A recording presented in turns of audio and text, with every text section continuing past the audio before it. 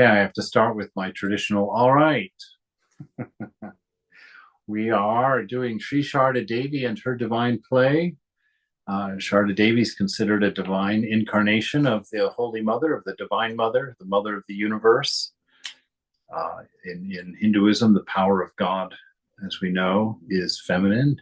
It's considered feminine, and the unchanging absolute that can't be separated from it, but can be talked about as separate from it, is the male. And so we're looking at God as mother through the life of Sri Sarada Devi. We're on page 279, starting on the second paragraph here. Here comes Stephen. I was wondering. Give Stephen a moment to get in and get settled. All right, so we're on page 279, which is chapter 18, Mahamaya's Maya. Right, and what is Maya? Anybody want to take a shot at defining Maya? Ignorance, ego. I and mine. That's right, ignorance, ego, I and mine. Very good. That's getting a nice rounded definition. The easy one that I always say is when you experience what you're experiencing at this moment, if it's not God, it's Maya. It's your mind's story for what the world of multiplicity is. The ultimate truth being one without a second, which means that that divine unity, divine oneness. And if you're not seeing that, not experiencing that, don't panic. Nobody is that I know. Then what you're experiencing is your own personal Maya, your own personal mind's explanation for what is. And that is what determines karma and determines our life, determines our experience of this planet. So you can have two people sitting in the same room, and one can be in misery and one can be perfectly happy, even though they were grown under the same conditions. That's Maya, right? Here's Beth coming in. And so Mahamaya's Maya, that Maya is the power of God. It's mother's, it's the purveyance, it's under mother's purveyance. She runs Maya and makes the stories and tells the tales of love, which is our life. All right, so one day, Holy Mother said to Surabala, look, one should always do something. Work keeps the body strong and the mind pure. Right? So there's that idea that the idleness is the devil's playground. When you don't have something that you're working on or something that you're doing, your mind is going to tend toward your vices. It's going to quite possibly get into an unhealthy state, depending really on your practice and where you are in your spiritual journey. But having an empty mind or having a mind that's not under discipline, meaning no assigned task and no plan, nothing to do, can be a dangerous thing. And so Mother is saying, keep yourself busy, keep yourself focused. Don't let the mind get idle. Don't let the body get idle. So many problems come out of idleness, actually. And so she says it helps keep your body strong. It keeps you in good shape, keeps you from becoming a couch potato. And it also keeps your mind pure. It keeps it from me and mine. Because usually when you don't have something to do, your first question is, what should I do? It becomes about me and mine immediately. And then you start running through your desires. What kinds of desires could I fulfill right now? And then it just degrades from there, in the worst case scenario. Best case scenario, you go and meditate and have a great time. So that would be part of work. So keep yourself busy. Don't let yourself become idle. Not in a frenetic way, just in a general guidance sort of way. She said to Aunt Banu, you remember previously when I was in Jairambati, I was engaged in household work day and night. Mother took Surabala's hand and said, look, Golap is busy all the time. One can cut the bond of attachment by performing action. And then comes non-attachment. Wow. So one can cut the bond of attachment by performing action. That's something I hadn't really heard said like that before. Performing action can break attachment because attachment would be those things your mind idles on, those things that it holds, clings to. And so attachment through action, you would keep your mind occupied. It wouldn't have time to ruminate on its attachments or develop its attachments. As a first take on that, anybody have another idea or an insight on that? Why would action be helpful with breaking attachment or avoiding attachment? It says, Maharaj, you have to get your desires fulfilled to a certain extent, at least, to get off the attachments. Otherwise, it will be suppression. So you have to go through, in the Gita, it says it is non-action through action. So you have to do everything as God, offer to God, as a working for God, but you have to keep on doing the work which will create detachment. That is what I understood. That's all. Okay, I think I think you're right. I think there's a couple of mixed ideas in there. Certainly, it takes action to fulfill desires, so that's a possible take because there are some desires that you have to fulfill, and that's I always say that with carefulness, though, because there are some desires you shouldn't fulfill because there's no fulfilling them, and they just create hunger for more. And sex is one of those. It is one of those desires. It's fine in and of itself. It's not wrong in and of itself like that. But anybody who's gone that direction knows that there's no satisfying it. There's no filling that desire. That it continues. It's always wanting more, and always and desires like that are kind of dangerous to get started on. Doing heavy drugs is another one. It's like, unless you know that you have a lot of self-control and that you have a very healthy mind, those avenues are not really helpful, not a good place to go to. Yeah, the And desires, Maharaj, I think the desires by a householder, doing the duties because he has right, desires he needs to fulfill. right, So that is the four things that they say, the dharma, artha, kama, and then moksha. So you have to right. get through that artha and kama to get to that stage. So for that, you have to keep on working and fulfill most of the things that you have to do. Okay. Yeah, that And makes yeah, then will come the non-attachment through that. That is, very good. Yeah. So as a householder, staying involved in action is actually what's allowing your investigation and your experience. It's building your experience. And then through our discernment, we detach. We come to detachment. When you come to realize the nature of your desires, and uh, and the fact that they really, until you let go of them, they don't go away. Filling them doesn't necessarily satisfy them. You have to fill them with awareness. You have to watch the process. You have to see how fulfilling that desire affects you, how long it lasts, what is the experience of it, and then you keep that in your mind. Ramakrishna, we have those couple of examples where he locked himself in a room filled with sweets because he had a desire to eat sweets. And so he locked himself in a room filled with sweets and just ate as many as he wanted. And then came out of the room, and we hear him talking to himself, to his mind. He says, "Mind, that is sweets. You see, if you eat so many, you feel sick. It's not a good desire to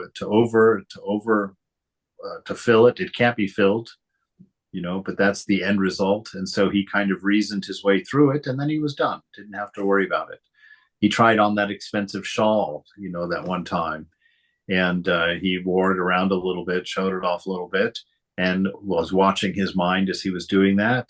And he ended up throwing that shawl on the ground and stomping on it because he realized that it made him feel the pride of a peacock, that he wanted to show it off, and that it created egoism in him.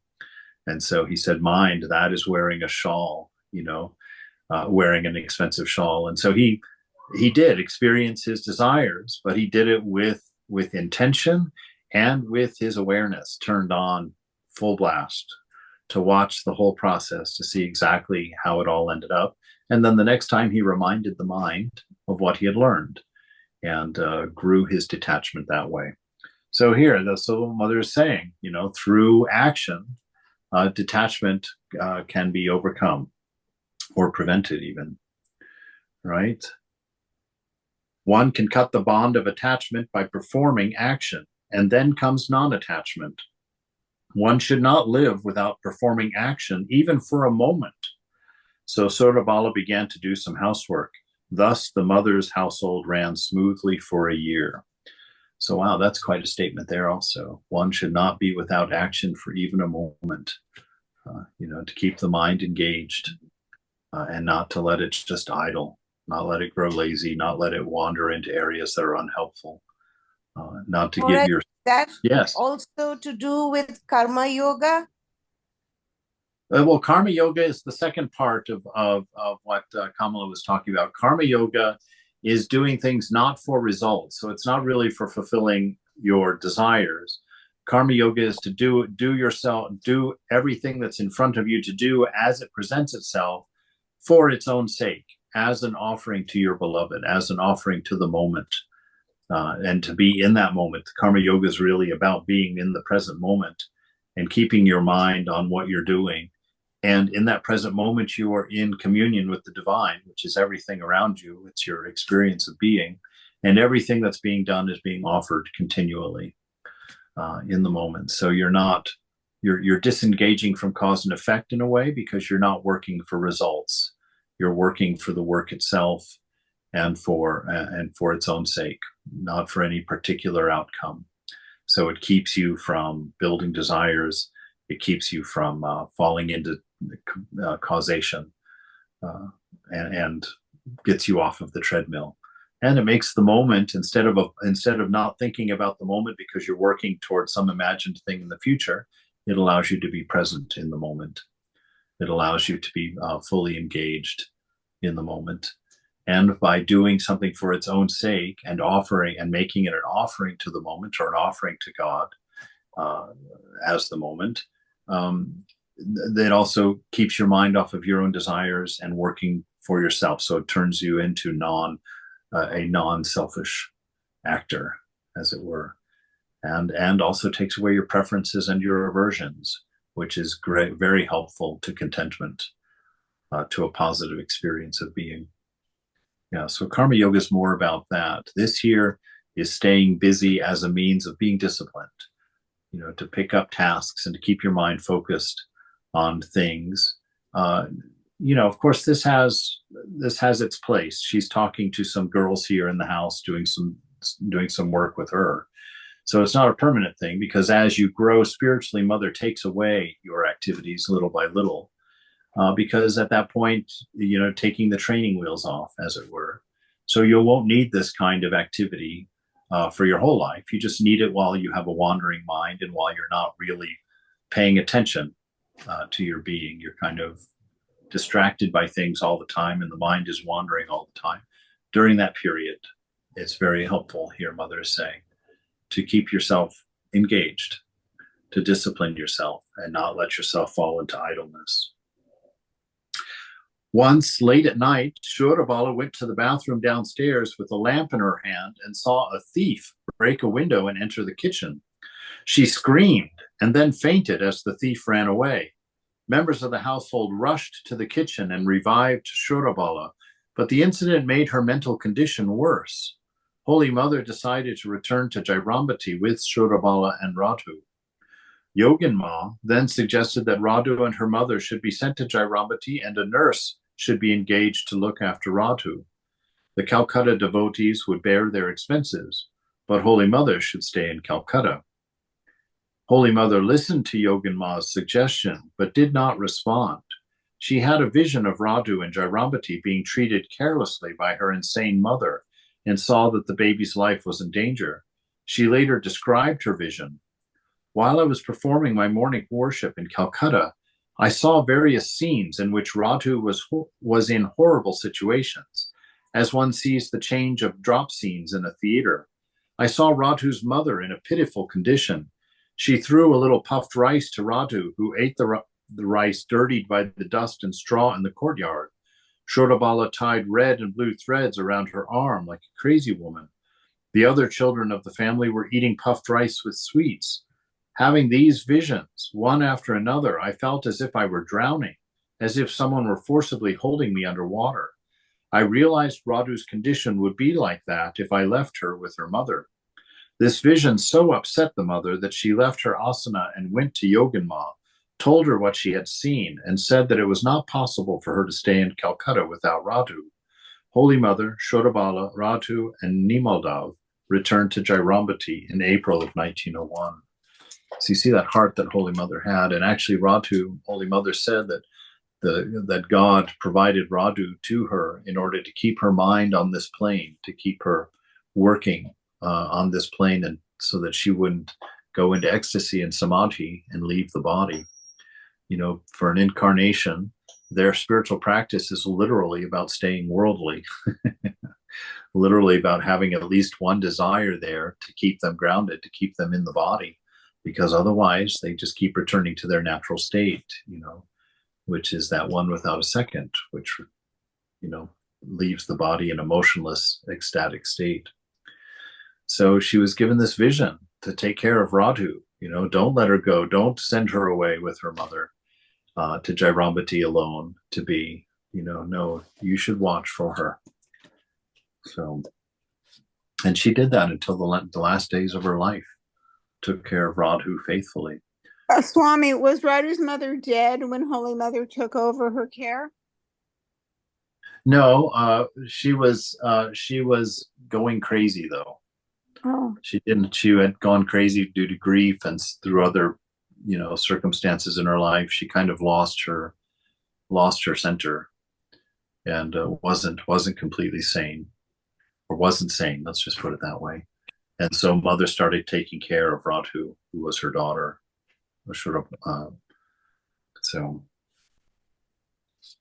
later one day, Later one day in Jairambati, Holy Mother narrated the following vision that she had of Yogamaya to Kedardatta, later Swami Keshavananda.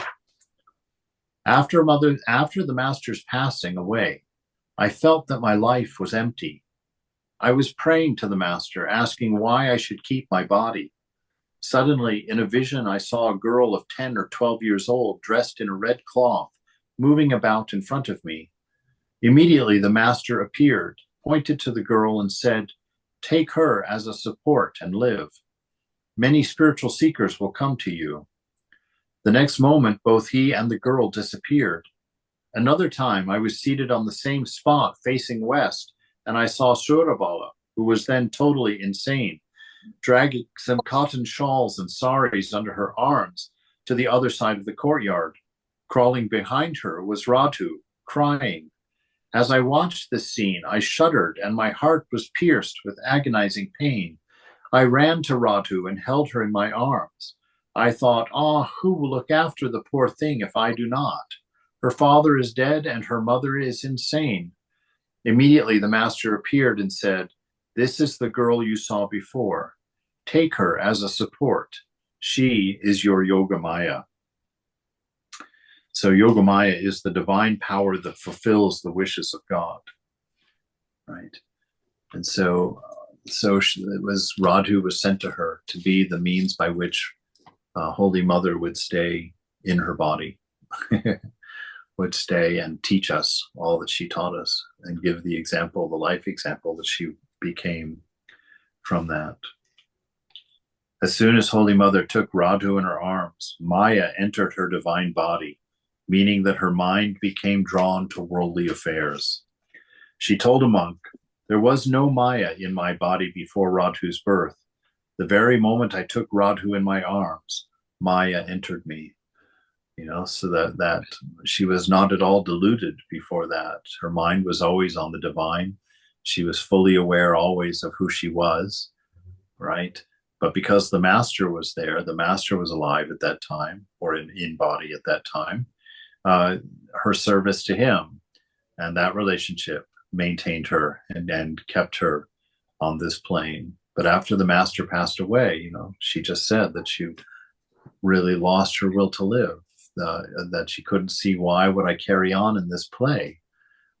She couldn't see there's no meaning in this play if you don't believe yourself to be the entity in it, right? This play doesn't have a plot to it.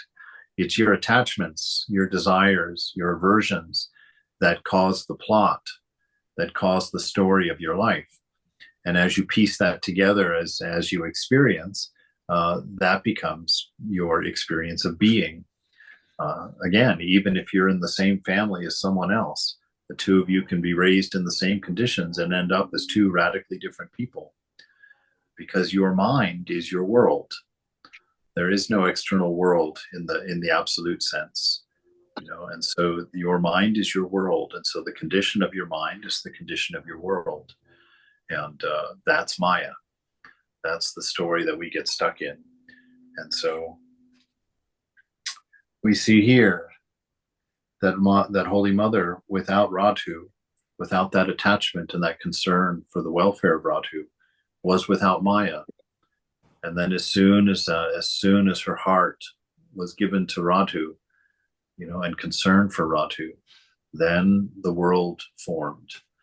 Then she was anchored here and was able to be a teacher, able to live out her purpose at that point, which was to start the Ramakrishna order, help to guide it in its first few years, to make many disciples. And she counseled many of the monks. Vivekananda, who came here, would never do a single thing without her permission. And so she became a very close, inextricable part of the early times of the order here.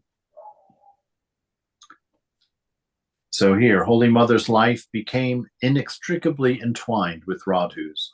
They were almost inseparable. The mother fed her little niece, dressed her, entertained her, and put her to bed. To outsiders, she appeared to be inordinately attached to Radhu. One day, Swami Vishweshwarananda, a disciple, said to her, "Mother, why are you so obsessed with Radhu? Day and night you talk of nothing but Radhu. You seem to be terribly entangled in the world. Many devotees come to you and you pay no heed to them. Is such attachment good for you?" Holy Mother had heard similar complaints before and had always said with her usual humility, "We are women, and I follow my womanly nature." But this time she replied in a rather animated voice, "Where will you find another like me? Try and see. Let me tell you something. Those who constantly contemplate the supreme reality develop a subtle and pure mind. Whatever object such a mind takes hold of, it clings to it with tenacity. People regard this as attachment. When lightning strikes a building, the flash is seen in the glass panes and not in the wooden shutters. So Holy Mother's comparing that pure mind to the glass pane. So what she's saying is that a mind, like a pure mind, a mind that has no me or mine in it, no particularity like that, when that mind is given an object, that mind is all about that one object, right? But that one mind can be aware of everything else simultaneously because it is so disciplined. It is so free of anxiety or me and mine. It doesn't wander. It doesn't have random thoughts. And so when she puts her mind on something, the whole mind would be put on it. And we would say, oh my gosh, she's so attached.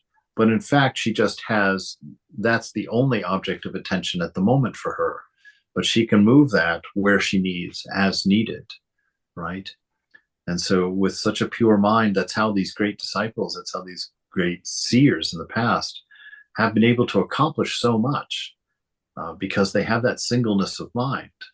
They have that ability to put their mind on something and just be only on that thing. And the mind has an immense amount of power. And when you focus that power on a singular space like that, there's an intensity to it, but not a neglect. It's not that for us, it would look like we were only paying attention to that because we were putting 70% of our mind on it. But that's because our minds are scattered, and that other 30% is all over the place. We're not in charge of it. But with Mother, She could put 100% of her mind on a single thing, or she could put 15% on it, and it would still look like an immense amount of focus for us as normal folk out here. On another occasion, she remarked, "This constant doting of mine on Radhu is a form of attachment, but I can sever it this very moment by my mere wish. I do not do so only out of compassion. How can Maya bind me?" Holy Mother's visions concerning Radhu gave her a reason to live and allowed her to resume her active life. So I like that here where she says, that it is a form of attachment. She says, but I can sever that attachment at any moment. It doesn't have power over me. And that reminds me of that verse that we've talked about a few times, where Vivekananda says, detachment is not the goal. That's not the ideal, right? The reason we're always talking about detachment is not because it's the ideal, but because we form attachments so easily to things. We need to exercise our detachment until it matches our power of attachment so that we can live in this scenario right here.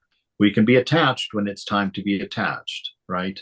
When somebody is feeling grief and you're sitting there next to them, it's important to be able to attach to them, to feel compassion, to feel oneness, to feel concern, to share your love, to share your silence, whatever with them.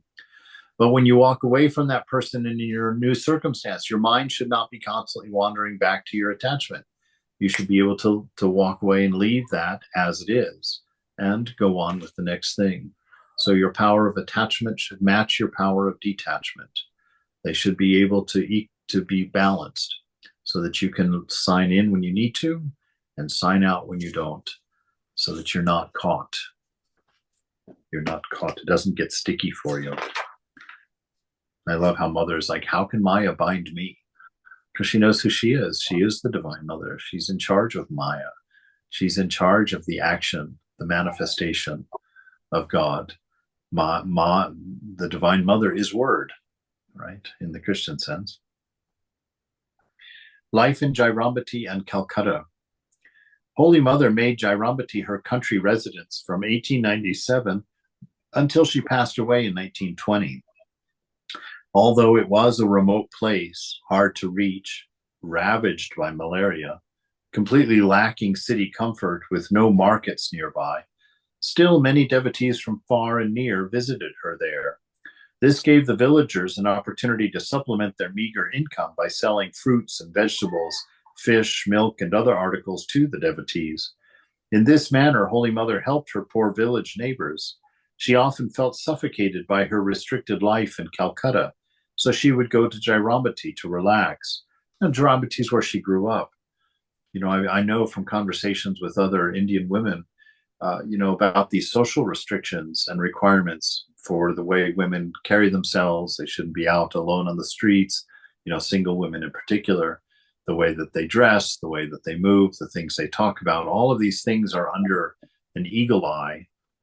And so Mother felt that, when she was outside of her place of residence and in Calcutta, she felt that she felt suffocated by that constant necessity. And when she went to Jairambati, she was home. She knew all of the neighbors. She knew everybody in town. There was a much greater extent of freedom. People knew who she was. She wasn't under the microscope all the time. Although at times she still felt that, even there.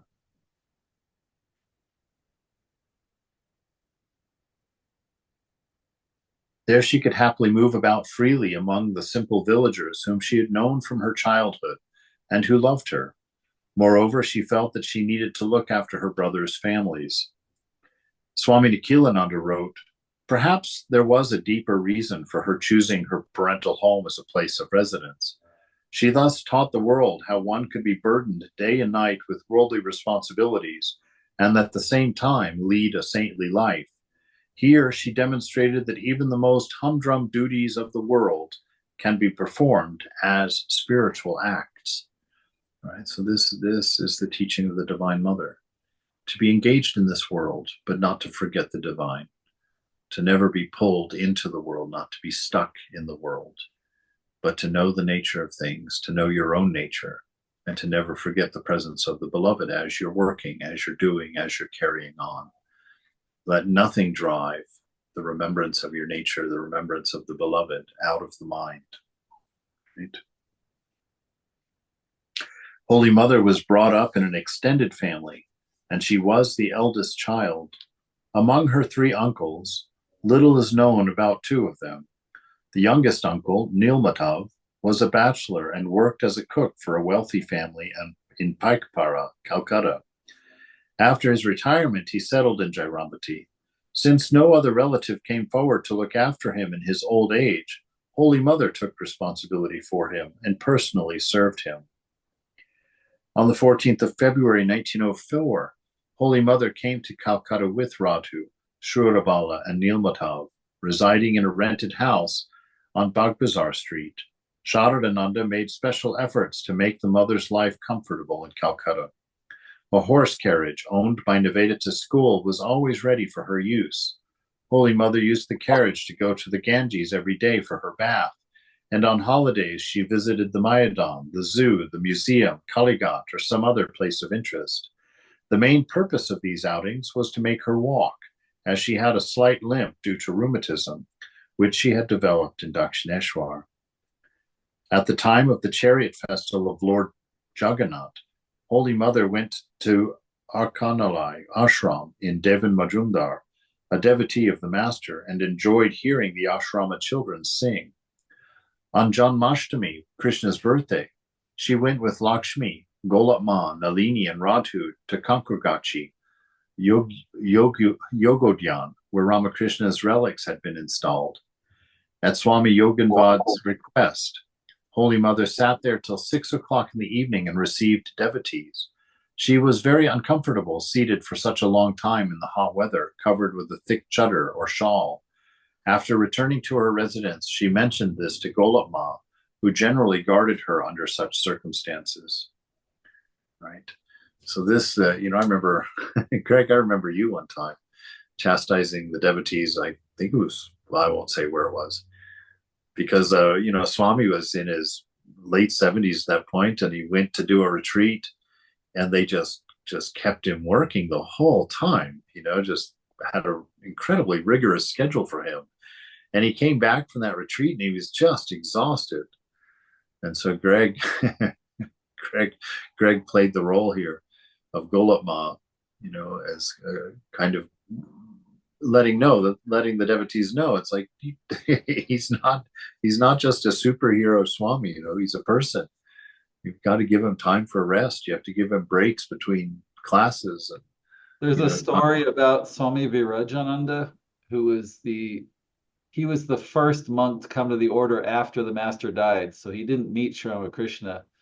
Anyway, later he was president of the order, and I think Swami Prabhupada had his mantra initiation or sannyas from him. Anyway, there's a story that some devotees were inviting him somewhere in India, and they had they communicated ahead of time, what can we do for you, Maharaj, to make yourself comfortable? And all he said was, just treat me as a human being, not a god.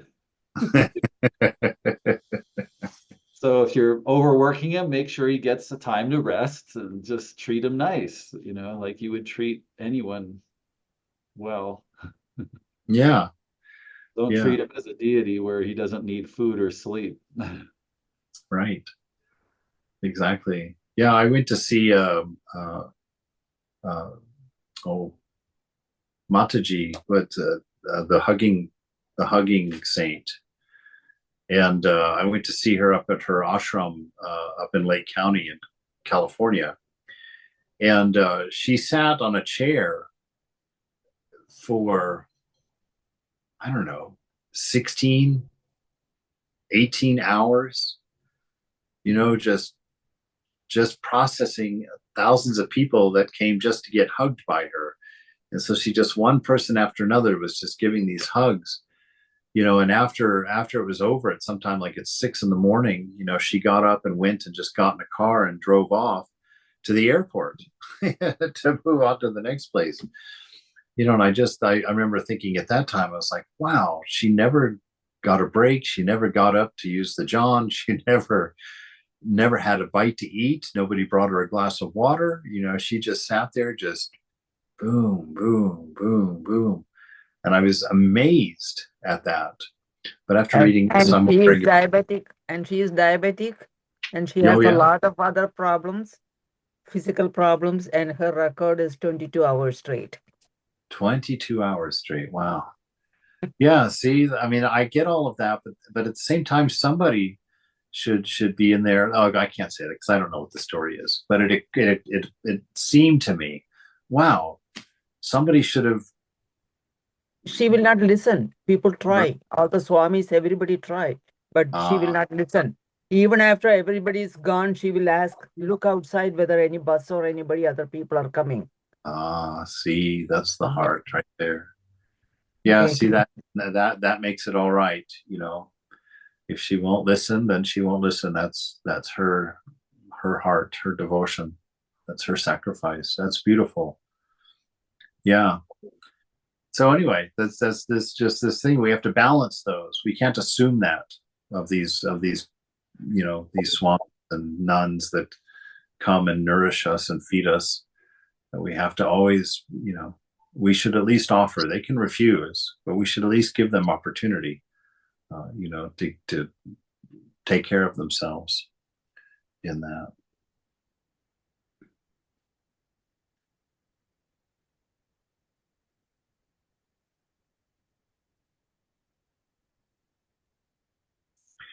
All right.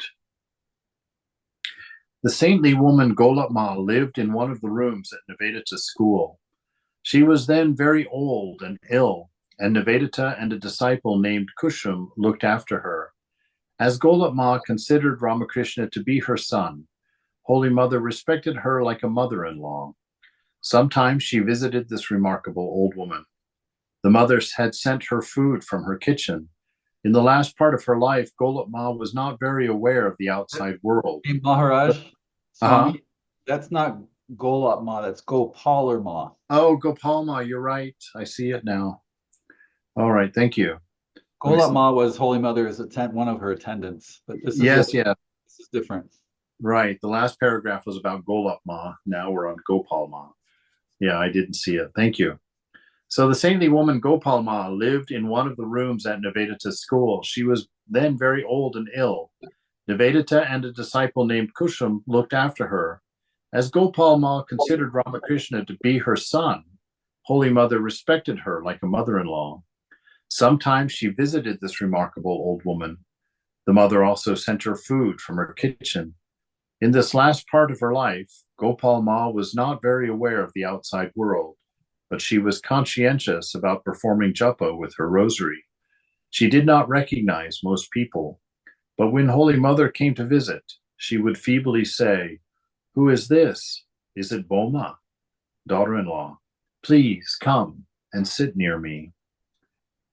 In 1904, Holy Mother did not go to Jairambati to attend the Jagadatri Puja.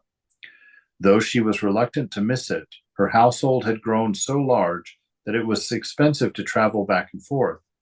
Moreover, she had had several attacks of malaria in Jairambati. Her health was improving in Calcutta, so her devotees asked her not to make the trip.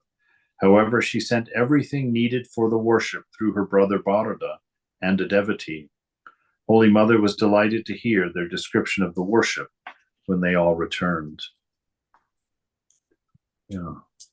So you just see, it's amazing to me, actually. I mean, as an incarnation, living in the knowledge of who she was, and yet having such a heart that in her Maya, in her holding fast to her love for Radhu and taking care of her, that extended to us, to all of us, all of her children. She considered everyone to be her child.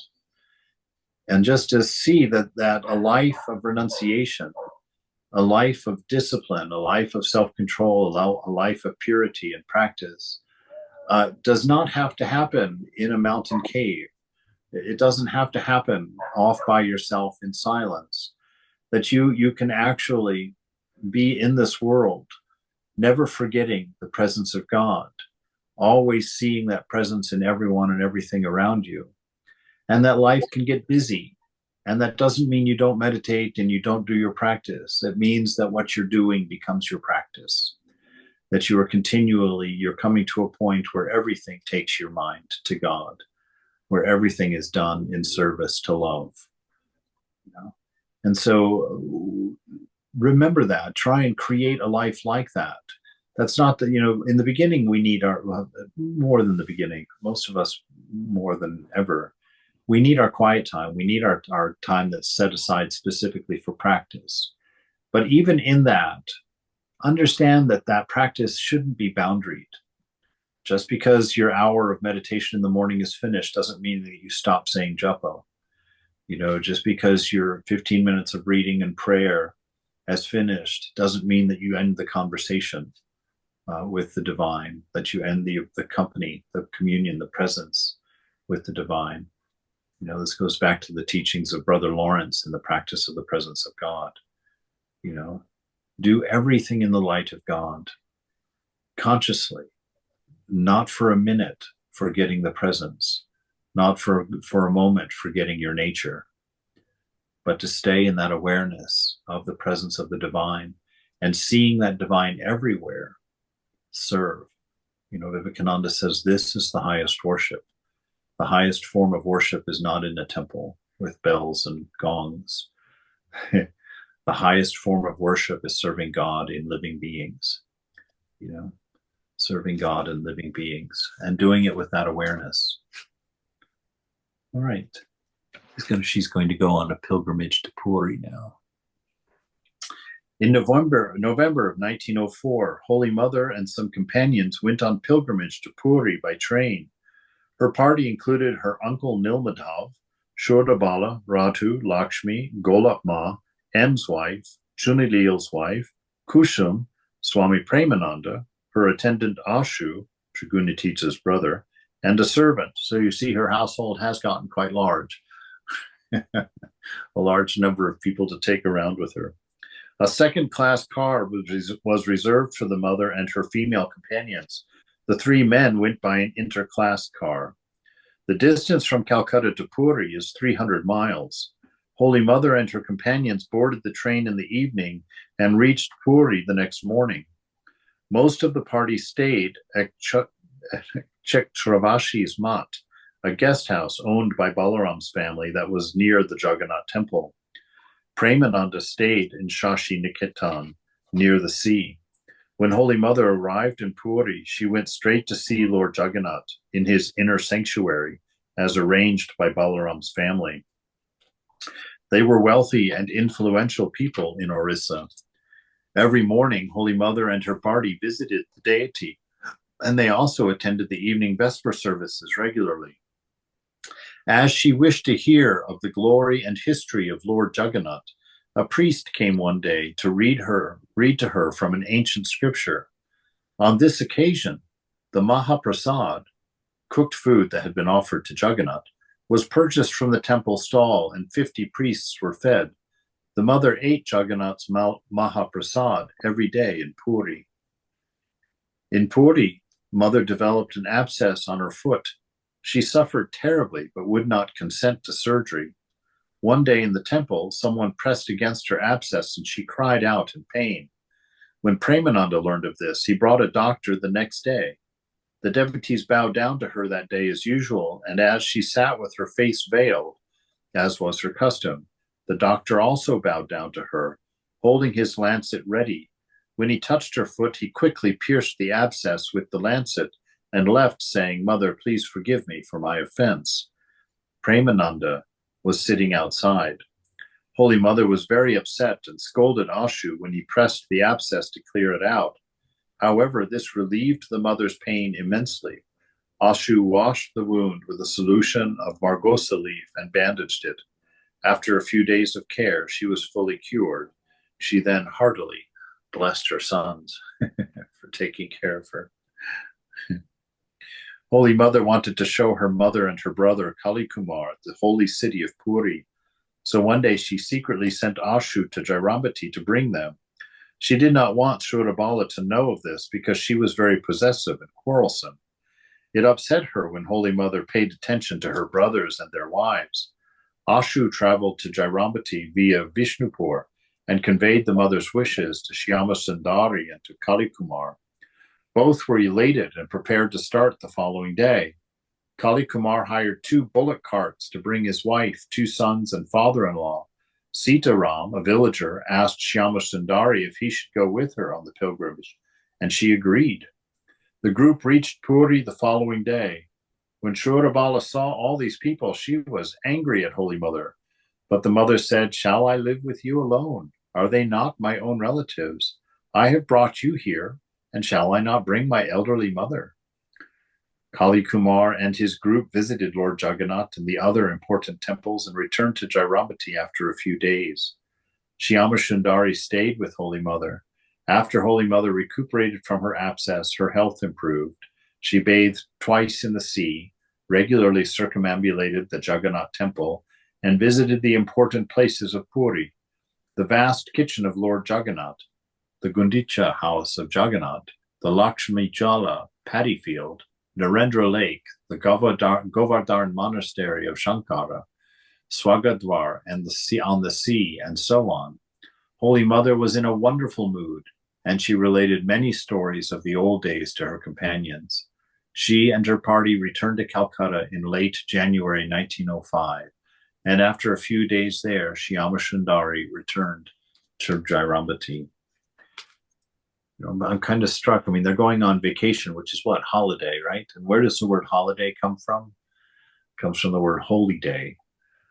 So there was a time when vacations were actually pilgrimages, and that there wasn't a separation. There wasn't an idea of doing something just for the enjoyment of doing it. That you would go on a pilgrimage and you would go to see one of these holy cities. And of course, when you are a pilgrim and go to these holy cities, there's all types of places that are traditionally visited, and there's types of things that you traditionally do in each of those places.